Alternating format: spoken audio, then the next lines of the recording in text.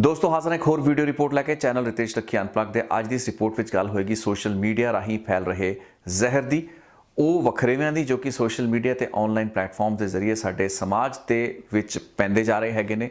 ਧਰੁਵੀਕਰਨ ਹੋ ਰਿਹਾ ਹੈ, ਪੋਲਰਾਈਜੇਸ਼ਨ ਹੋ ਰਹੀ ਹੈ, ਰੈਡੀਕਲਾਈਜੇਸ਼ਨ ਇਸ ਸੋਸ਼ਲ ਮੀਡੀਆ ਦੇ ਜ਼ਰੀਏ ਕੀਤੀ ਜਾ ਰਹੀ ਹੈ। ਇਹ ਕਹਿਣ ਸੁਣਨ ਦੀਆਂ ਗੱਲਾਂ ਨਹੀਂ ਬਲਕਿ ਹੁਣ ਇਹਨਾਂ ਨੂੰ ਐਲਗੋਰਿਦਮਸ ਦੇ ਉੱਤੇ ਉਹਨਾਂ ਸੋਸ਼ਲ ਮੀਡੀਆ ਪਲੇਟਫਾਰਮਸ ਦੀ ਐਲਗੋਰਿਦਮ ਦੇ ਉੱਤੇ ਆਧਾਰ ਮੰਨ ਕੇ ਵੀ ਚਰਚਾ ਦੇ ਵਿੱਚ ਲਿਆਂਦਾ ਜਾ ਰਿਹਾ ਹੈ ਤੇ ਗੱਲਬਾਤ ਸਿਰਫ ਗੱਲਾਂ ਬਾਤਾਂ ਵਿੱਚ ਹੀ ਨਹੀਂ ਬਲਕਿ ਪਾਰਲੀਮੈਂਟਰੀ ਕਮੇਟੀਆਂ ਦੇ ਸਾਹਮਣੇ ਪਹੁੰਚ ਚੁੱਕੀ ਹੈ।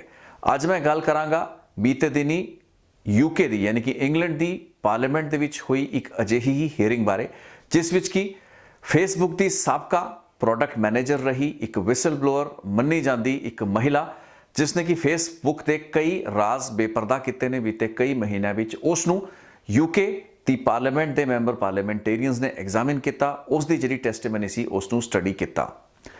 ਫ੍ਰਾਂਸਿਸ ਹੇਗਨ ਨਾਂ ਦੀ ਇਸ ਮਹਿਲਾ ਜੋ ਕਿ ਫੇਸਬੁੱਕ ਦੀ ਹੀ EMPLOYE ਸੀ, ਫੇਸਬੁੱਕ ਕਿਸ ਤਰੀਕੇ ਨਾਲ ਆਪਣੀ ਐਲਗੋਰਿਦਮਸ ਨੂੰ ਪ੍ਰੋਗਰਾਮ ਕਰਦਾ ਹੈ, ਉਹਨਾਂ ਨੂੰ ਇੰਜੀਨੀਅਰ ਕੀਤਾ ਜਾਂਦਾ ਹੈ ਤੇ ਉਸ ਵਿੱਚ ਕਿਸ ਤਰੀਕੇ ਦੇ ਆਨਲਾਈਨ ਬਿਹੇਵੀਅਰ ਨੂੰ ਜ਼ਿਆਦਾ ਵਧਾਵਾ ਦਿੱਤਾ ਜਾਂਦਾ ਹੈ ਜਾਂ ਉਸ ਨੂੰ ਜ਼ਿਆਦਾ ਅੱਗੇ ਐਂਪਲੀਫਾਈ ਕੀਤਾ ਜਾਂਦਾ ਹੈ। ਇਸ ਉੱਤੇ ਬਹੁਤ ਹੀ ਹੈਰਾਨ ਕਰ ਦੇਣ ਵਾਲੇ ਤੇ ਚਿੰਤਾ ਖੜੀ ਕਰ ਦੇਣ ਵਾਲੇ ਅੰਕੜੇ ਜਾਂ ਤੱਥ ਜਿਹੜੇ ਹੈਗੇ ਨੇ ਉਹ ਹੇਗਨ ਵੱਲੋਂ ਸਾਹਮਣੇ ਲਿਆਂਦੇ ਗਏ ਹੈਗੇ ਨੇ। ਸੋ ਫ੍ਰਾਂਸਿਸ ਹੇਗਨ ਦੀ ਪੇਸ਼ੀ ਹੋਈ ਪਾਰਲੀਮੈਂਟ ਜਿਹੜੀ ਸੀਗੀ ਯੂਕੇ ਦੀ ਉਸ ਦੇ ਮੈਂਬਰ ਪਾਰਲੀਮੈਂਟਾਂ ਨੇ ਇੱਕ ਤਕਰੀਬਨ 2-2.5 ਘੰਟੇ ਚੱਲੇ ਇਸ ਪੂਰੇ ਸੈਸ਼ਨ ਜਿਸ ਦਾ ਕਿ ਲਾਈਵ ਪ੍ਰਸਾਰਣ ਹੋਇਆ ਉਸ ਦੇ ਵਿੱਚ ਹੇਗਨ ਤੋਂ तमाम ਆਪਣੇ ਖਦਸ਼ੇ ਤੇ ਆਪਣੇ ਸਵਾਲ ਜਵਾਬ ਕੀਤੇ ਜੋ ਕਿ ਉਹਨਾਂ ਨੂੰ ਲੱਗਦੇ ਸੀ ਵੀ ਸੋਸ਼ਲ ਮੀਡੀਆ ਪਲੇਟਫਾਰਮਸ ਨੂੰ ਰੈਗੂਲੇਸ਼ਨ ਦੇ ਹੇਠ ਲਿਆਉਣ ਦੇ ਪੱਖੋਂ ਕਾਫੀ ਮਹੱਤਵਪੂਰਨ ਹੈਗੇ ਨੇ ਕਿਉਂਕਿ ਦੱਸ ਦਈਏ ਕਿ ਅਮਰੀਕਾ ਤੇ ਇੰਗਲੈਂਡ ਵਰਗੇ ਮੁਲਕਾਂ ਦੇ ਵਿੱਚ ਠੀਕ ਉਸੇ ਤਰਜ਼ ਉੱਤੇ ਰੈਗੂਲੇਸ਼ਨ ਦੀ ਗੱਲਬਾਤ ਹੋ ਰਹੀ ਹੈ ਕਿਉਂਕਿ ਆਨਲਾਈਨ ਜਿਹੜਾ ਅਬਿਊਜ਼ ਵੱਧ ਰਿਹਾ ਹੈ। ਅਮਰੀਕਾ ਦੇ ਵਿੱਚ ਦੱਸ ਦਈਏ ਸੈਨੇਟ ਵੱਲੋਂ ਇੱਕ ਕਾਂਗਰੈਸ਼ਨਲ ਕਮੇਟੀ ਸੀ ਜਿਸ ਦੇ ਸਾਹਮਣੇ ਇਹੀ ਮਹਿਲਾ ਜਿਹੜੀ ਸੀ ਫ੍ਰਾਂਸਿਸ ਹੇਗਨ ਇਹ ਅਕਤੂਬਰ ਦੇ ਪਹਿਲੇ ਹਫਤੇ ਵਿੱਚ ਪੇਸ਼ ਹੋਈ ਜਿਸ ਦੌਰਾਨ ਕਿ ਬੱਚਿਆਂ ਦੇ ਟੀਨੇਜਰਸ ਜਾਂ ਚਿਲਡਰਨ ਜਿਹੜੇ ਨਿਆਣੇ ਹੁੰਦੇ ਨੇ ਉਹਨਾਂ ਦਾ ਕਿਸ ਤਰੀਕੇ ਨਾਲ ਆਨਲਾਈਨ ਅਬਿਊਜ਼ ਹੋ ਰਿਹਾ ਹੈ ਉਸ ਦੇ ਸੰਦਰਭ ਵਿੱਚ ਇਸ ਮਹਿਲਾ ਨੇ ਦੱਸਿਆ ਵੀ ਫੇਸਬੁੱਕ ਕਿਸ ਤਰੀਕੇ ਦੇ ਕੰਟੈਂਟ ਨੂੰ ਅੱਗੇ ਤੋਰ ਰਿਹਾ ਹੈ ਜਿਸ ਤਹਿਤ ਕਿ ਜ਼ਿਆਦਾ ਤੋਂ ਜ਼ਿਆਦਾ ਬੱਚੇ ਇਸ ਆਨਲਾਈਨ ਅਬਿਊਜ਼ ਦਾ ਸ਼ਿਕਾਰ ਹੋ ਰਹੇ ਨੇ। ਲੇਕਿਨ ਇੰਗਲੈਂਡ ਦੀ ਪਾਰਲੀਮੈਂਟ ਦੇ ਵਿੱਚ ਫ੍ਰਾਂਸਿਸ ਹੇਗਨ ਤੋਂ ਜਿਹੜੇ ਸਵਾਲ ਪੁੱਛੇ ਜਾਂਦੇ ਨੇ ਉਹ ਐਲਗੋਰਿਦਮਸ ਦੇ ਸੰਦਰਭ ਵਿੱਚ ਹੁੰਦੇ ਨੇ। ਹਿੰਸਾ, ਪੋਲਰਾਈਜੇਸ਼ਨ, ਡਿਵਾਈਸਿਵ ਤੇ ਐਕਸਟ੍ਰੀਮਿਸਟ ਕੰਟੈਂਟ ਯਾਨੀ ਕਿ ਵਖਰੇਵੇਂ ਤੇ ਪਾੜ ਸਮਾਜ ਵਿੱਚ ਖੜੇ ਕਰ ਦੇਣ ਵਾਲਾ ਜਿਹੜਾ ਕੰਟੈਂਟ ਹੈ ਉਸ ਨੂੰ ਕਿਸ ਤਰੀਕੇ ਨਾਲ ਫੇਸਬੁੱਕ ਦੀਆਂ ਜਾਂ ਕੁਝ ਹੋਰ ਸੋਸ਼ਲ ਮੀਡੀਆ ਪਲੇਟਫਾਰਮਸ ਦੀਆਂ ਐਲਗੋਰਿਦਮ ਹੋਰ ਵਧਾਉਂਦੀਆਂ ਨੇ ਤੇ ਉਹਨਾਂ ਟਾਰਗੇਟ ਗਰੁੱਪਸ ਦੇ ਵਿੱਚ ਪਹੁੰਚਾਉਂਦੀਆਂ ਨੇ ਜੋ ਕਿ ਇਸ ਪੂਰੀ ਜਿਹੜਾ ਕੰਟੈਂਟ ਹੁੰਦਾ ਉਸ ਤੇ ਹੋਰ ਵਾਇਰਲ ਵੇਰੀਐਂਟਸ ਬਣਾ ਕੇ ਇੱਕ ਜ਼ਬਰਦਸਤ ਤਰੀਕੇ ਦੀ ਐਂਗੇਜਮੈਂਟ ਸੋਸ਼ਲ ਮੀਡੀਆ ਦੇ ਉੱਤੇ ਲਿਆਂਦਾ ਹੈ ਜਿਸ ਤੋਂ ਜ਼ਿਆਦਾ ਮੁਨਾਫਾ ਜਿਹੜਾ ਹੈ ਉਹ ਫੇਸਬੁੱਕ ਦੇ ਪਲੇਟਫਾਰਮ ਨੂੰ ਹੁੰਦਾ ਹੈ। ਸੋ ਬੇਸ਼ੱਕ ਇਹ ਮੁਨਾਫਾ ਤੇ ਪੈਸਾ ਕਮਾਉਣ ਦਾ ਇੱਕ ਬਹੁਤ ਵੱਡਾ ਜ਼ਰੀਆ ਹੈ ਲੇਕਿਨ ਸਮਾਜਿਕ ਸਰੋਕਾਰ ਤੇ ਸਰਕਾਰਾਂ ਦੀ ਜ਼ਿੰਮੇਵਾਰੀ ਕਿੱਥੇ ਟਿਕਦੀ ਹੈ ਉਸ ਚੀਜ਼ ਨੂੰ ਘੋਖਣ ਦੀ ਕੋਸ਼ਿਸ਼ ਇਸ ਹੀਅਰਿੰਗ ਵਿੱਚ ਹੋਈ। ਸੋ ਅੱਜ ਮੈਂ ਤੁਹਾਨੂੰ ਉਸ ਪੂਰੀ ਹੀਅਰਿੰਗ ਦੇ ਕੁਝ ਹਿੱਸੇ ਸੁਣਾਵਾਂਗਾ ਵੀ ਦਿਖਾਵਾਂਗਾ ਵੀ ਤੇ ਆਪਾਂ ਉਸ ਉੱਤੇ ਚਰਚਾ ਵੀ ਕਰਾਂਗੇ। ਪਹਿਲਾ ਸਵਾਲ ਜਿਹੜਾ ਇਸ ਪਾਰਲੀਮੈਂਟ ਦੇ MPs ਵੱਲੋਂ ਪੁੱਛਿਆ ਜਾਂਦਾ ਹੈ ਯਾਨੀ ਕਿ ਉਹ ਕਮੇਟੀ ਜਿਹੜੀ ਹੁੰਦੀ ਹੈ ਉਸ ਵੱਲੋਂ ਪੁੱਛਿਆ ਜਾਂਦਾ ਹੈ ਉਹ ਹੁੰਦਾ ਹੈ ਕਿ ਕਿਸ ਤਰੀਕੇ ਨਾਲ ਜਿਹੜਾ ਕੰਟੈਂਟ ਹੈ ਉਸ ਨੂੰ ਤੈਅ ਕੀਤਾ ਜਾਂਦਾ ਹੈ ਤੇ ਫਿਰ ਉਸ ਨੂੰ ਐਂਪਲੀਫਾਈ ਤੇ ਵਧਾਏ ਜਾਣ ਦਾ ਟ੍ਰੈਂਡ ਕੀ ਹੈ। ਸੋ MPs ਦਾ ਜਿਹੜਾ ਇੱਕ ਬਹੁਤ ਅਹਿਮ ਤੇ ਪਹਿਲਾ ਸਵਾਲ ਹੁੰਦਾ ਹੈ ਵੀ ਜਿਸ ਤਰੀਕੇ ਨਾਲ ਅਮਰੀਕਾ ਦੇ ਵਿੱਚ ਜਨਵਰੀ 2021 ਦੇ ਵਿੱਚ ਪ੍ਰੈਜ਼ੀਡੈਂਸ਼ੀਅਲ ਚੋਣ ਦੇ ਦੌਰਾਨ ਇੱਕ ਉਪਦਰਵ ਵੇਖਣ ਵਿੱਚ ਮਿਲਿਆ, ਹਿੰਸਾ ਮਿਲੀ, ਪਾਰਲੀਮੈਂਟ ਨੂੰ ਕਿਸ ਤਰੀਕੇ ਨਾਲ ਕਾਂਗਰਸ ਨੂੰ ਘੇਰ ਲਿਆ ਗਿਆ ਸੀ, ਉੱਥੇ ਡੋਨਾਲਡ ਟਰੰਪ ਦੇ ਜਿਹੜੇ ਸਮਰਥਕ ਸਨ ਉਹਨਾਂ ਨੇ ਆ ਕੇ ਗੁੰਡਾਗਰਦੀ ਵੀ ਕੀਤੀ, ਹਿੰਸਾ ਵੀ ਹੋਈ, ਕੁਝ ਲੋਕਾਂ ਦੀ ਮੌਤ ਵੀ ਹੋਈ। ਉਸ ਤਰੀਕੇ ਦੀਆਂ ਗੱਲਾਂ ਬਾਤਾਂ ਸੋਸ਼ਲ ਮੀਡੀਆ ਦੇ ਵਿੱਚ ਟ੍ਰਿਗਰ ਕੀਤੀ ਗਈ ਜਿਹੜੀ ਜਿਸ ਨੂੰ ਕਹਿੰਦੇ ਵੀ ਐਕਸ਼ਨ ਕਾਲਸ ਹੁੰਦੀਆਂ ਨੇ ਉਸ ਤੋਂ ਉਪਜਦੀਆਂ ਨੇ। ਇਹ ਇਹਨਾਂ ਨੂੰ ਕਿਵੇਂ ਫੇਸਬੁੱਕ ਅੱਗੇ ਤੋਰਦਾ ਤੇ ਫ੍ਰਾਂਸਿਸ ਹੇਗਨ ਦਾ ਜਵਾਬ ਤੁਹਾਨੂੰ ਸੁਣਵਾਉਂਦੇ ਆ ਵੀ ਉਹ ਇਸ ਪੂਰੇ ਟ੍ਰੈਂਡ ਨੂੰ ਕਿਵੇਂ ਐਨਾਲਾਈਜ਼ ਕਰਦੇ ਨੇ। Do you think it makes it more likely that we will see events like the insurrection in Washington on the 6th of January this year, more violent acts that have been driven by Facebook systems? Do you think it's more likely we will see more of those events as things stand today? I have no doubt that the events we're seeing around the world, things like Myanmar and Ethiopia, those are the opening chapters because engagement-based ranking does two things. One, it prioritizes and amplifies divisive, polarizing, extreme content, and two, it concentrates it.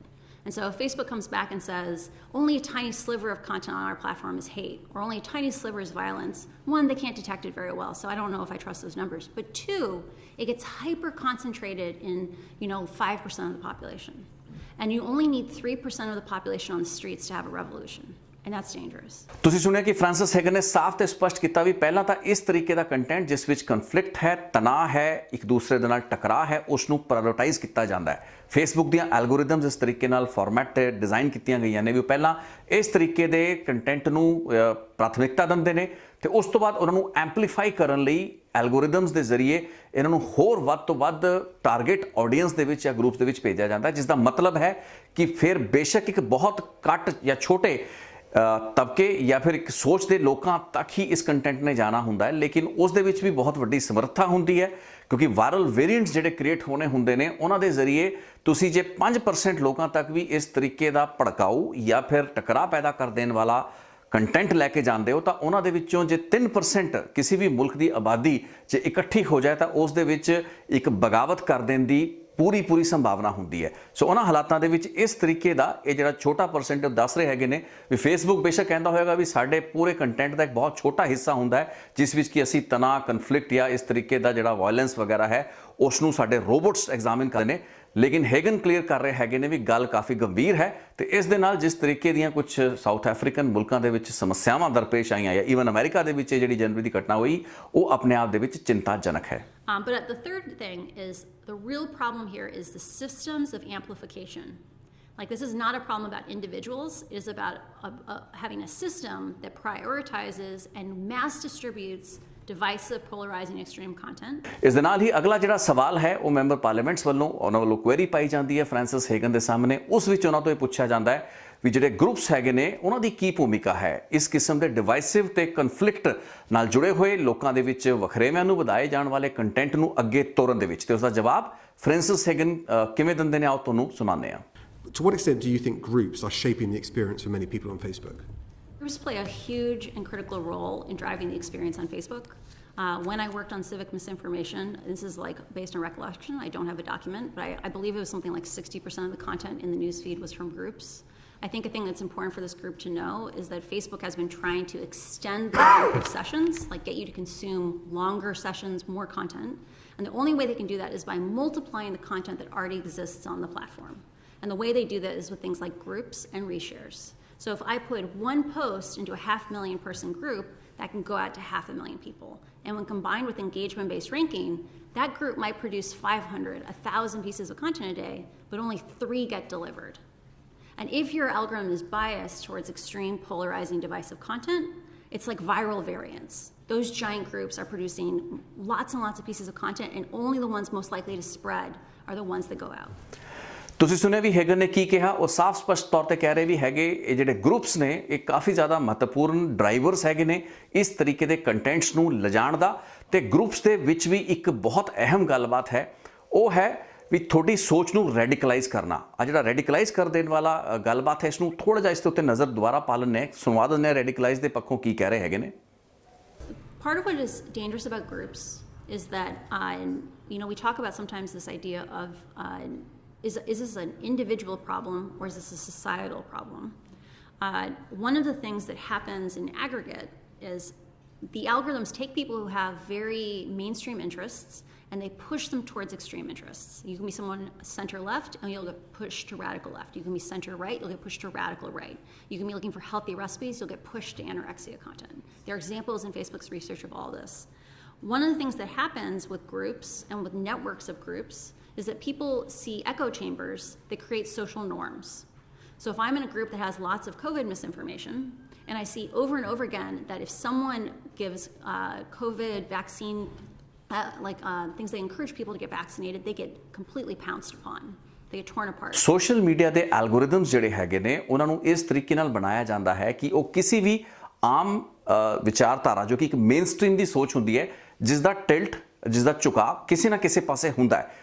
Rahul Gandhi, Narendra Modi ਜਾਂ ਫਿਰ ਕਿਸੇ ਵੀ leader ਪ੍ਰਤੀ ਸਾਡਾ ਥੋੜਾ ਜਿਹਾ ਝੁਕਾਅ ਵੀ ਹੋ ਸਕਦਾ, ਸਾਡੀ ਥੋੜੀ ਜੀ ਕ੍ਰਿਟੀਕਲ ਵਿਊ ਵੀ ਹੋ ਸਕਦਾ ਹੈ। ਲੇਕਿਨ ਜਦੋਂ ਇਸ ਤਰੀਕੇ ਦਾ ਕੰਟੈਂਟ ਬਣਦਾ ਹੈ ਤੇ ਇਹ ਜਿਹੜੇ ਲੋਕ ਹੁੰਦੇ ਨੇ ਮੇਨ ਸਟ੍ਰੀਮ ਸੋਚਣ ਵਾਲੇ ਜਿਨ੍ਹਾਂ ਦੇ ਟਿਲਟ ਥੋੜੇ ਬਹੁਤ ਹੁੰਦੇ ਨੇ ਉਹਨਾਂ ਨੂੰ ਹੋਰ ਜ਼ਿਆਦਾ ਰੈਡੀਕਲ ਗਰੁੱਪਸ ਵੱਲ ਧੱਕਿਆ ਜਾਂਦਾ ਹੈ, ਜਿਵੇਂ ਕਿ ਹੈਗਨ ਦੱਸ ਰਹੇ ਨੇ, ਜਿਸ ਦਾ ਮਤਲਬ ਵੀ ਸਾਡੇ ਮਾਈਂਡ ਨੂੰ, ਮਨੁੱਖ ਦੇ ਸਮਾਜ ਦੇ ਮਾਈਂਡ ਨੂੰ ਰੈਡੀਕਲ ਪਾਸੇ ਧੱਕਣਾ। ਜੇ ਅਸੀਂ ਰਾਈਟ ਹਾਂ ਸੈਂਟਰ ਰਾਈਟ ਹਾਂ ਤਾਂ ਸਾਨੂੰ ਫਾਰ ਰਾਈਟ ਵੱਲ ਧੱਕਤਾ ਜਾਏਗਾ, ਜਾਂ ਫਿਰ ਜੇ ਅਸੀਂ ਮੋਡਰੇਟਲੀ ਲੈਫਟ ਵੱਲ ਵਿਸ਼ਵਾਸ ਕਰਦੇ ਹਾਂ ਤਾਂ ਸਾਨੂੰ ਬਿਲਕੁਲ ਹੀ ਐਕਸਟ੍ਰੀਮ ਪਾਸੇ ਤੋਰਿਆ ਜਾਏਗਾ। ਸੋ ਰੈਡੀਕਲਾਈਜੇਸ਼ਨ ਤੇ ਧਰੁਵੀਕਰਨ ਤੇ ਪੋਲਰਾਈਜੇਸ਼ਨ ਦਾ ਜਿਹੜਾ ਕੰਮ ਹੈ ਇਹ ਸੋਸ਼ਲ ਮੀਡੀਆ ਦੀ ਐਲਗੋਰਿਦਮਸ ਦੇ ਵਿੱਚ ਐਮਬੈਡਡ ਹੈ।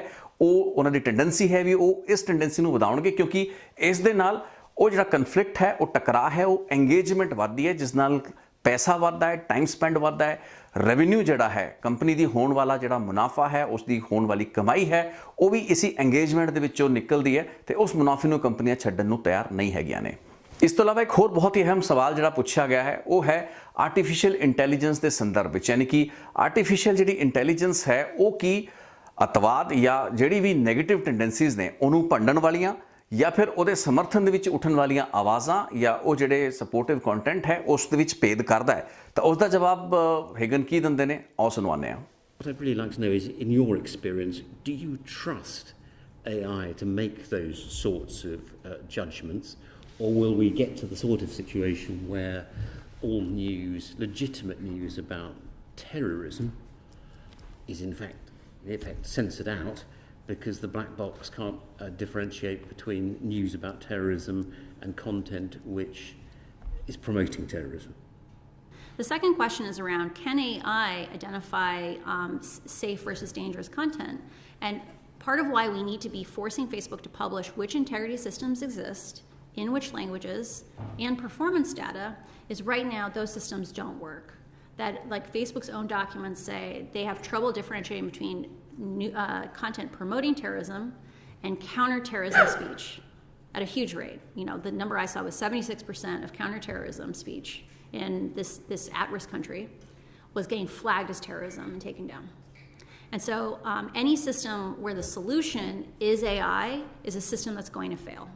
Instead, we need to focus on slowing the platform down, making it human scale, and letting humans choose what we focus on, not letting an AI, which is going to be misleading us, make that decision. ਤੁਸੀਂ ਸੁਣਿਆ ਵੀ artificial intelligence ਇੱਕ ਬਹੁਤ ਹੀ critical point ਹੈ। ਜ਼ਿਆਦਾਤਰ ਕੰਪਨੀਆਂ artificial intelligence ਦੇ ਜ਼ਰੀਏ automated mode ਦੇ ਵਿੱਚ ਆਪਣੇ ਪਲੇਟਫਾਰਮਸ ਨੂੰ ਛੱਡ ਕੇ ਤੁਰ ਰਹੀਆਂ ਨੇ।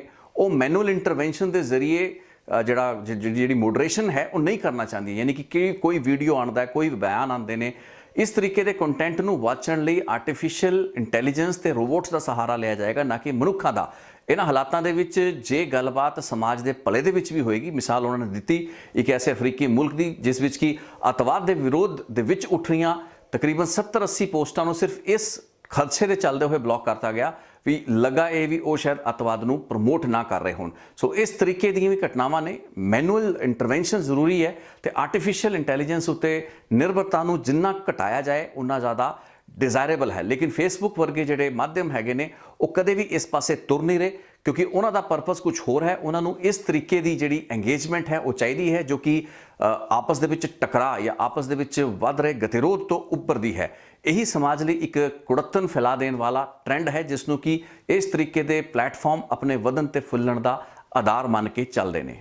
I think today Facebook is scared that if they freely disclosed information, it wasn't requested by a regulator, that they might get a shareholder lawsuit, right? I think they're really scared about doing the right thing because, like, if they slow down in the United States, because they're a private company, they have a fiduciary duty to maximize shareholder value. Yeah.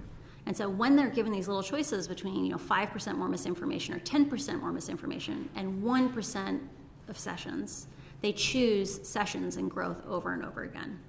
ਇਹਨਾਂ ਨੂੰ ਲੱਗਦਾ ਹੈ ਵੀ ਜੇ 3 ਜਾਂ 5% ਤੱਕ ਵੀ ਇਹਨਾਂ ਦੇ content ਦੇ ਵਿੱਚ ਇਸ ਤਰੀਕੇ ਦੀ ਪੋਲਰਾਈਜੇਸ਼ਨ ਜਾਂ ਡਿਵਾਈਸਿਵ ਐਕਸਟ੍ਰੀਮਿਸਟ ਸੋਚ ਜੋ ਕਿ ਲੋਕਾਂ ਦੇ ਵਿੱਚ ਤਣਾਅ ਤੇ ਟਕਰਾਅ ਪੈਦਾ ਕਰ ਰਹੀ ਹੈ, ਉਹਦੇ ਨਾਲ ਇਹਨਾਂ ਦੀ ਗਰੋਥ ਹੋ ਰਹੀ ਹੈ, ਤਾਂ ਇਹ ਕਦੇ ਵੀ ਉਸ ਨੂੰ ਨਹੀਂ ਛੱਡਣਗੇ ਤੇ ਆਪਣੇ 1-2% ਦੀ ਗਰੋਥ ਨੂੰ ਆਧਾਰ ਮੰਨ ਕੇ ਆਪਣੇ ਕੰਟੈਂਟ ਨੂੰ ਉਵੇਂ ਹੀ ਰੱਖਣਗੇ। ਆਪਣੀ ਐਲਗੋਰਿਦਮਸ ਨੂੰ ਕਦੇ ਵੀ ਇਸ ਤਰੀਕੇ ਦੇ ਕੰਟੈਂਟ ਨੂੰ ਜਿਹਨੂੰ ਕਹਿੰਦੇ ਡਿਸਕਰੇਜ ਕਰਨ ਲਈ ਨਹੀਂ ਟਿਊਨ ਕਰਨਗੇ ਜਾਂ ਪ੍ਰੋਗਰਾਮ ਕਰਨਗੇ। ਸੋ ਇੱਕ ਲਾਲਚ ਹੈ, ਇੱਕ ਮੁਨਾਫੇਖੋਰੀ ਹੈ, ਇੱਕ ਪ੍ਰੋਫਿਟੇਬਿਲਿਟੀ ਹੈ, ਇੱਕ ਮੰਡੀ ਦੀ ਵਿਵਸਥਾ ਹੈ ਜਿਸ ਵਿੱਚ ਜ਼ਿਆਦਾ ਤੋਂ ਜ਼ਿਆਦਾ ਪੈਸਾ ਕਮਾਉਣਾ ਹੀ ਇਹਨਾਂ ਕੰਪਨੀਆਂ ਦਾ, ਇਹਨਾਂ ਸੋਸ਼ਲ ਮੀਡੀਆ ਪਲੇਟਫਾਰਮਸ ਦਾ ਇੱਕ ਉਦੇਸ਼ ਹੈ। ਅਸੀਂ ਇਸ ਕਾਰਵਾਈ ਦੇ ਵਿੱਚ ਇਸ ਪੂਰੀ ਦੀ ਪੂਰੀ ਹੀਅਰਿੰਗ ਦੇ ਦੌਰਾਨ ਕਈ ਅੱਖਾਂ ਖੋਲ ਦੇਣ ਵਾਲੇ ਟ੍ਰੈਂਡਸ ਨੂੰ ਸਮਝਣ ਦੇ ਵਿੱਚ ਕਾਮਯਾਬ ਹੋਏ ਹਾਂ, ਕਿਉਂਕਿ ਮੇਰੇ ਮਨ ਦੇ ਵਿੱਚ ਦੁਚਿੱਤੀ ਰਹੀ ਹੈ। ਬਹੁਤ ਸੇ ਸਬਸਕ੍ਰਾਈਬਰਸ ਨੇ ਕਿਹਾ ਵੀ ਫੇਸਬੁੱਕ ਤੇ ਤੁਸੀਂ ਕਿਉਂ ਨਹੀਂ ਹੋ।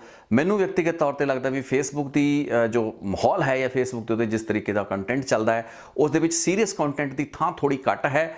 ਉਸ ਤਰੀਕੇ ਦਾ ਕੰਟੈਂਟ ਜਿਸ ਦੇ ਵਿੱਚ ਤਣਾਅ, ਟਕਰਾਅ, ਵਾਇਰਲ ਵੀਡੀਓਜ਼, ਮਾਰਕੁੱਟ, ਇਹ ਸਾਰਾ ਲੜਾਈ ਝਗੜਾ ਉਹ ਕਿਤੇ ਨਾ ਕਿਤੇ ਫੇਸਬੁੱਕ ਦੇ ਉੱਤੇ ਜ਼ਿਆਦਾ ਚੱਲਦਾ। ਤੇ ਮੇਰਾ ਸੀਰੀਅਸ ਕੰਟੈਂਟ ਜਾਂ ਇਸ ਚੈਨਲ ਦੇ ਉੱਤੇ ਤੁਸੀਂ ਜੋ ਵੀ ਕੁਝ ਦੇਖਿਆ ਹੈ ਉਹ ਕਿਤੇ ਨਾ ਕਿਤੇ ਫੇਸਬੁੱਕ ਦੇ ਲਾਇਕ ਨਹੀਂ ਹੈ। तो ये मेरा अपनी व्यक्तिगत दुविधा, दुचीती, जो मर्जी कह लिए, लेकिन इस पूरी कांग्रेसनल या जी पार्लीमेंटरी कार्रवाई देखने तो बाद या तमाम गल्लां बातां समझण तो बाद ਵੱਡੀ ਗੱਲ ਸਮਝ ਵਿੱਚ ਇਹੀ ਆਈ ਹੈ ਵੀ ਆਪਣੇ ਪ੍ਰੋਫਿਟ ਦੇ ਚੱਕਰ ਦੇ ਵਿੱਚ ਇਹ ਸੋਸ਼ਲ ਪਲੇਟਫਾਰਮ ਸਾਡੇ ਸਮਾਜ ਨੂੰ ਇੱਕ ਅਜਿਹੇ ਪੋਲਰਾਈਜੇਸ਼ਨ ਦੇ ਵੱਲ ਧੱਕ ਰਹੇ ਨੇ ਜਿਸ ਦੇ ਵਿੱਚ ਕਿ ਸਾਡੀ ਰਾਜਸੀ ਪਾਰਟੀਆਂ ਵੀ ਬਹੁਤ ਇੰਟਰਸਟਿਡ ਨੇ। ਅਸੀਂ ਪੂਰੇ ਦੇਸ਼ ਦੇ ਵਿੱਚ ਦੇਖਿਆ ਵੀ ਧਰੁਵੀਕਰਨ ਕੀਤਾ ਜਾ ਰਿਹਾ, ਪੋਲਰਾਈਜ਼ ਕੀਤਾ ਜਾ ਰਿਹਾ ਹੈ। ਹਿੰਦੂ ਸਿੱਖ, ਹਿੰਦੂ ਮੁਸਲਮਾਨ ਈਸਾਈ, ਇਹ ਸਾਰੀ ਜਿਹੜੀਆਂ ਵਖਰੇਵੇਂ ਜਿਹੜੇ ਸਮਾਜ ਦੇ ਵਿੱਚ ਅਕਸਰ ਸਿਆਸਤਦਾਨਾਂ ਦੇ ਮਨਸੂਬੇ ਹੁੰਦੇ ਨੇ ਉਹਨਾਂ ਦਾ ਇਹਦੇ ਵਿੱਚ ਜ਼ਿਆਦਾ ਇੰਟਰਸਟ ਹੁੰਦਾ ਹੈ। ਲੇਕਿਨ ਹੁਣ ਇੱਕ ਅਜਿਹੇ ਟੂਲਸ ਜੋ ਕਿ ਅਸੀਂ ਮੰਨਦੇ ਹਾਂ ਵੀ ਸ਼ਾਇਦ ਦੇਸ਼ ਦੇ ਵਿੱਚ ਇੱਕ ਕ੍ਰਾਂਤੀ ਲਿਆਉਣ ਦੇ ਇੱਕ ਸਰੋਤ ਹੋ ਸਕਦੇ ਨੇ, ਇੱਕ ਕਾਰਨ ਹੋ ਸਕਦੇ ਨੇ, ਲੇਕਿਨ ਉਹੀ ਟੂਲਸ ਨੂੰ ਵੀ ਇਸ ਪੋਲਰਾਈਜੇਸ਼ਨ ਲਈ ਵਰਤਿਆ ਜਾ ਰਿਹਾ। ਤੇ ਇਹੀ ਸੋਸ਼ਲ ਮੀਡੀਆ ਪਲੇਟਫਾਰਮਸ ਤੇ ਜਿਹੜੀ ਟੈਕਨੀਕਲ ਪੱਖ ਹੈ, ਐਲਗੋਰਿਦਮ ਦੇ ਨਾਲ ਜੁੜਿਆ ਹੋਇਆ ਪੱਖ ਹੈ, ਉਹ ਕਿਤੇ ਨਾ ਕਿਤੇ ਮੁਨਾਫਿਖੋਰੀ ਦੇ ਚੱਕਰ ਦੇ ਵਿੱਚ ਉਸੀ ਜਿਹੜਾ ਵਿਸ਼ਸ ਸਰਕਲ ਸੀ ਜੋ ਕਿ ਪਹਿਲਾਂ ਤਾਂ ਸਿਆਸੀ ਮੁਫਾਦਾਂ ਤੋਂ ਉੱਠਦਾ ਸੀ, ਦੰਗੇ ਕਰਵਾ ਦੇਣੇ, ਲੋਕਾਂ ਨੂੰ ਭੜਕਾ ਦੇਣਾ, ਇੱਕ ਦੂਸਰੇ ਦੇ ਨਾਲ ਸਿਰ ਪੜਵਾ ਦੇਣੇ, ਇਸ ਤਰੀਕੇ ਦਾ ਮਾਹੌਲ ਪੈਦਾ ਕਰ ਦੇਣਾ ਕਿ ਅਸੀਂ ਆਪਣੇ ਹੀ ਦੋਸਤਾਂ, ਆਪਣੇ ਹੀ ਸਾਥੀਆਂ ਨੂੰ ਫੇਸਬੁੱਕ ਦੇ ਉੱਤੇ, ਸੋਸ਼ਲ ਮੀਡੀਆ ਦੇ ਪਲੇਟਫਾਰਮਸ ਦੇ ਉੱਤੇ ਪੰਡਦੇ ਹਾਂ, ਅਸੀਂ ਉਹਨਾਂ ਦੇ ਨਾਲ ਲੜ ਪੈਂਦੇ ਹਾਂ। ਸਾਡਾ ਨਾਰਮਲ ਬਿਹੇਵੀਅਰ ਇਹ ਨਹੀਂ ਹੈ। ਫਿਜ਼ੀਕਲੀ ਅਸੀਂ ਉਹ ਲੋਕਾਂ ਦੇ ਨਾਲ ਜਦੋਂ ਮਿਲਦੇ ਹਾਂ ਸਾਡਾ ਵਿਵਹਾਰ ਕਾਫੀ ਚੰਗਾ ਹੁੰਦਾ ਹੈ, ਲੇਕਿਨ ਫੇਸਬੁੱਕਾਂ ਦੇ ਉੱਤੇ ਅਸੀਂ ਇੱਕ ਦੂਸਰੇ ਨੂੰ ਕਈ ਕੈਜੂਅਲ ਰਿਲੇਸ਼ਨਸ਼ਿਪਸ ਹੁੰਦੀਆਂ ਨੇ, ਲੋਕ ਆਮ ਜਾਣ ਪਛਾਣ ਵਾਲੇ ਲੋਕ ਹੁੰਦੇ ਨੇ, ਲੇਕਿਨ ਕਿਤੇ ਨਾ ਕਿਤੇ ਉਹ ਜਿਹੜੇ ਪੋਲੀਟੀਕਲ ਜਾਂ ਕੁਝ ਐਸੇ ਇਸ਼ੂਜ਼ ਦੇ ਉੱਤੇ ਆਪਣਾ ਜਿਹੜਾ ਵਿਚਾਰ ਹੁੰਦਾ ਹੈ ਉਹ ਕਿਸ ਨੂੰ ਚੁੱਭ ਜਾਂਦਾ ਹੈ। ਫਿਰ ਜਦੋਂ ਅੱਗੇ ਜਵਾਬ ਦੇਣ ਦਾ ਸਿਲਸਿਲਾ ਸ਼ੁਰੂ ਹੁੰਦਾ ਹੈ ਤਾਂ ਇੱਕ ਰੈਡੀਕਲਾਈਜੇਸ਼ਨ ਦਾ ਪ੍ਰੋਸੈਸ ਹੈ ਜਿਸ ਵਿੱਚ ਕਿ ਸਮਾਜ ਦੇ ਭੋਲੇ ਭਾਲੇ ਲੋਕਾਂ ਨੂੰ ਜਿਸ ਤਰੀਕੇ ਨਾਲ ਫਸਾਇਆ ਜਾ ਰਿਹਾ ਹੈ ਜਾਂ ਉਹ ਫਸਦੇ ਜਾ ਰਹੇ ਨੇ ਉਹਨਾਂ ਨੂੰ ਖੁਦ ਨੂੰ ਨਹੀਂ ਪਤਾ। ਸੋ ਜਿਹੜੀਆਂ ਗੱਲਾਂ ਬਾਤਾਂ ਵੀ ਫ੍ਰਾਂਸਿਸ ਹੇਗਨ ਨੇ ਇਹਨਾਂ ਕਮੇਟੀਆਂ ਦੇ ਸਾਹਮਣੇ ਕਹੀਆਂ ਨੇ ਉਹ ਬਹੁਤ ਹੀ ਧਿਆਨ ਦੇਣ ਯੋਗ ਨੇ। ਤੇ ਇਹ ਸਾਰੀ ਗੱਲਾਂ ਬਾਤਾਂ ਨੂੰ ਸੁਣ ਕੇ ਇਹ ਜਿਹੜੇ ਫੇਸਬੁੱਕ ਦੇ ਮਾਰਕ ਜ਼ੁਕਰਬਰਗ ਜਾਂ ਜਿਹੜੇ तमाम ਲੋਕ ਹੈਗੇ ਨੇ ਉਹਨਾਂ ਦੀਆਂ ਵੀ ਹੁਣ ਮੁਸ਼ਕਿਲਾਂ ਆਉਣ ਵਾਲੇ ਦਿਨਾਂ ਵਿੱਚ ਵਧਣ ਵਾਲੀਆਂ ਲੱਗਦੀਆਂ ਨੇ। ਜਾਂ ਤਾਂ ਉਹਨਾਂ ਨੂੰ ਆਪਣੇ ਪਲੇਟਫਾਰਮਸ ਨੂੰ ਕੰਪਲਾਇੰਟ ਬਣਾਉਣਾ ਪਏਗਾ ਵੀ ਸਮਾਜ ਦੇ ਵਿੱਚ ਇਸ ਤਰੀਕੇ ਦੇ ਪਾੜ ਪਾਉਣ ਵਾਲੇ, ਹਾਲਾਂਕਿ ਅਸੀਂ ਸਮਝਦੇ ਵੀ ਕਮਿਊਨਿਟੀ ਗਾਈਡਲਾਈਨਸ ਦਾ ਜ਼ਿਕਰ ਤਾਂ ਸਾਰੇ ਪਲੇਟਫਾਰਮ ਕਰਦੇ ਨੇ, ਲੇਕਿਨ ਜਿਹੜੀ ਚੀਜ਼ ਅੰਦਰ ਲੁਕੋ ਕੇ ਬੈਠੇ ਹੁੰਦੇ ਨੇ ਉਹ ਚੀਜ਼ਾਂ ਨੂੰ ਹੁਣ ਇਹਨਾਂ ਕਮੇਟੀਆਂ ਦੇ ਸਾਹਮਣੇ ਅਸੀਂ ਬੇਪਰਦਾ ਹੁੰਦਾ ਹੋਇਆ ਵੇਖ ਰਹੇ ਹਾਂ, ਜਿਸ ਵਿੱਚ ਕਿ ਉਸ ਟਕਰਾਅ ਜੋ ਕਿ ਅਭਿਵਿਅਕਤੀ ਦੀ ਆਜ਼ਾਦੀ ਦੇ ਨਾਂ ਦੇ ਉੱਤੇ ਆਪਣਾ ਵਿਚਾਰ ਪ੍ਰਗਟ ਕਰਨ ਦੀ ਗੱਲਬਾਤ ਹੈ। ਮੁੱਢਲੇ ਤੌਰ ਤੇ ਲੱਗਦਾ ਵੀ ਕੋਈ ਕੁਝ ਵੀ ਕਹਿ ਸਕਦਾ ਕਿਸੇ ਬਾਰੇ, ਲੇਕਿਨ ਜਦੋਂ ਟਕਰਾਅ ਪੈਦਾ ਹੁੰਦਾ ਉਸ ਦੇ ਨਾਲ ਇੱਕ ਤਲਖੀ ਵੱਧਦੀ ਹੈ, ਇੰਗੇਜਮੈਂਟ ਵੱਧਦੀ ਹੈ, ਟ੍ਰੋਲਿੰਗ ਵੱਧਦੀ ਹੈ, ਉਸ ਦੇ ਨਾਲ ਇਹ ਕੰਪਨੀਆਂ ਦਾ ਫਾਇਦਾ ਵੱਧਦਾ ਹੈ। ਇਹਨਾਂ ਨੂੰ ਸਾਡਾ ਟ੍ਰੈਫਿਕ ਚਾਹੀਦਾ ਹੈ ਤੇ ਉਸ ਦੇ ਨਾਲ ਇੰਗੇਜਮੈਂਟ ਚਾਹੀਦੀ ਹੈ ਤਾਂ ਕਿ ਜ਼ਿਆਦਾ ਤੋਂ ਜ਼ਿਆਦਾ ਸਮਾਂ ਜਿਹੜਾ ਹੈ ਅਸੀਂ ਇਹਨਾਂ ਪਲੇਟਫਾਰਮਸ ਦੇ ਉੱਤੇ ਬਿਤਾਈਏ। ਕਿਉਂਕਿ ਇਸ ਕਮੇਟੀ ਦੀ ਹੀਅਰਿੰਗ ਦੇ ਵਿੱਚ ਇੱਕ ਹੋਰ ਗੱਲ ਵੀ ਸਾਹਮਣੇ ਆਈ ਸੀ ਵੀ ਇਹ ਸਾਰੇ ਦੇ ਸਾਰੇ ਪਲੇਟਫਾਰਮਸ ਇਸ ਤਰੀਕੇ ਨਾਲ ਡਿਜ਼ਾਈਨ ਕੀਤੇ ਜਾਂਦੇ ਨੇ ਵੀ ਤੁਸੀਂ ਜੇ ਇਹਨਾਂ ਦੇ ਉੱਤੇ ਸਮਾਂ ਜ਼ਿਆਦਾ ਬਤੀਤ ਕਰੋਗੇ ਤੁਹਾਨੂੰ ਜ਼ਿਆਦਾ ਫੋਲੋਅਰਸ ਵੀ ਮਿਲਣਗੇ, ਤੁਹਾਨੂੰ ਲੋਕ ਕੰਟੈਂਟ ਪਸੰਦ ਵੀ ਕਰਨਗੇ, ਤੁਹਾਡੇ ਪੋਸਟ ਸ਼ੇਅਰ ਵੀ ਹੋਣਗੇ। ਸੋ ਇਹ ਮੈਰਿਟ ਦੇ ਉੱਤੇ ਆਧਾਰਿਤ ਨਹੀਂ ਹੈ ਵੀ ਤੁਸੀਂ 10-15 ਦਿਨ ਦੇ ਵਿੱਚ ਇੱਕ ਪੋਸਟ ਪਾਓਗੇ ਤਾਂ ਤੁਹਾਨੂੰ ਲੋਕ ਤੁਹਾਡੀ ਪੋਸਟ ਦੀ ਗੁਣਵੱਤਾ ਦੇ ਉੱਤੇ ਜਾਂ ਉਸ ਦੀ ਕੁਆਲਿਟੀ ਦੇ ਉੱਤੇ ਜੱਜ ਕਰਕੇ ਤੁਹਾਨੂੰ ਜ਼ਿਆਦਾ ਸ਼ੇਅਰ ਕਰਨਗੇ, ਬਲਕਿ ਇਸ ਚੀਜ਼ ਦੇ ਉੱਤੇ ਆਧਾਰਿਤ ਹੈ ਵੀ ਤੁਸੀਂ ਦਿਨ ਦੇ ਵਿੱਚ 15-15 ਪੋਸਟਾਂ ਕਿਸੇ ਦੀਆਂ ਸ਼ੇਅਰ ਕਰ ਦਿਓ, ਪਾ ਦਿਓ, ਸੋ ਦੈਟ ਇਹ ਲੱਗੇ ਵੀ ਤੁਸੀਂ ਬਹੁਤ ਐਕਟਿਵ ਹੋ, ਕਿਉਂਕਿ ਜਿੰਨੇ ਤੁਸੀਂ ਐਕਟਿਵ ਹੋਵੋਗੇ ਉਨਾ ਹੀ ਤੁਹਾਨੂੰ ਇਹ ਜਿਹੜੇ ਪਲੇਟਫਾਰਮਸ ਨੇ ਇਹ ਪੁਸ਼ ਦੇਣਗੇ, ਤੁਹਾਨੂੰ ਤੋਰਨਗੇ। ਸੋ ਜ਼ਾਹਿਰ ਹੈ ਜੇ ਤੁਸੀਂ ਇੱਕ ਦਿਨ 'ਚ 15-15 ਚੀਜ਼ਾਂ ਪਾ ਰਹੇ ਹੋ, ਤੁਸੀਂ ਇੱਧਰੋਂ ਉੱਧਰੋਂ ਚੱਕ ਕੇ ਕੁਝ ਵੀ ਕੂੜਾ ਕਰਕਟ ਹੈ ਉਸ ਨੂੰ ਸ਼ੇਅਰ ਕਰ ਦੋਗੇ ਤੇ ਤੁਹਾਡੀ ਆਪਣੀ ਸੋਚ ਜਿਹੜੀ ਹੈ ਕਿਤੇ ਨਾ ਕਿਤੇ ਘਟੇਗੀ। ਇਹੀ ਕਾਰਨ ਹੈ ਵੀ ਜਿਹੜੇ ਲੋਕ ਬਹੁਤ ਹੀ ਸੋਚ ਸਮਝ ਕੇ ਜ਼ਿੰਮੇਵਾਰੀ ਦੇ ਨਾਲ ਗੱਲਬਾਤ ਕਰਨਾ ਚਾਹਣਗੇ ਉਹਨਾਂ ਨੂੰ ਕਦੇ ਵੀ ਸੋਸ਼ਲ ਮੀਡੀਆ ਦੇ ਵਿੱਚ ਉਸ ਤਰੀਕੇ ਦੀ ਕਾਮਯਾਬੀ ਸ਼ਾਇਦ ਨਾ ਮਿਲ ਪਾਏ। ਸੋਸ਼ਲ ਮੀਡੀਆ ਦੇ ਉੱਤੇ ਤੁਸੀਂ ਅਕਸਰ ਉਹ ਲੋਕਾਂ ਨੂੰ ਜ਼ਿਆਦਾ ਕਾਮਯਾਬ ਹੁੰਦਾ ਹੋਇਆ ਵੇਖਦੇ ਵੀ ਹੋ ਜੋ ਕਿ ਕਿਤੇ ਨਾ ਕਿਤੇ ਇੱਧਰ ਉੱਧਰ ਦੀ ਗੱਲ ਕਰ ਰਹੇ ਹੁੰਦੇ ਨੇ ਜਾਂ ਫਿਰ ਐਸੀ ਗੱਲ ਕਰ ਰਹੇ ਹੁੰਦੇ ਨੇ ਜਿਸ ਵਿੱਚ ਕਿ ਇੱਕ ਟਕਰਾਅ ਦੀ ਸਥਿਤੀ ਬਣੇ, ਕਿਉਂਕਿ ਜਿੰਨਾ ਅਸੀਂ ਉਕਸਾਵਾਂਗੇ, ਜਿੰਨਾ ਅਸੀਂ ਭੜਕਾਵਾਂਗੇ ਉਸ ਕੰਟੈਂਟ ਦੇ ਵਿੱਚ ਇਹ ਸੋਸ਼ਲ ਮੀਡੀਆ ਪਲੇਟਫਾਰਮ ਇਹਨਾਂ ਦੀਆਂ ਤਕਨੀਕੀ ਟੀਮਾਂ ਜ਼ਿਆਦਾ ਇੰਟਰਸਟਿਡ ਨੇ।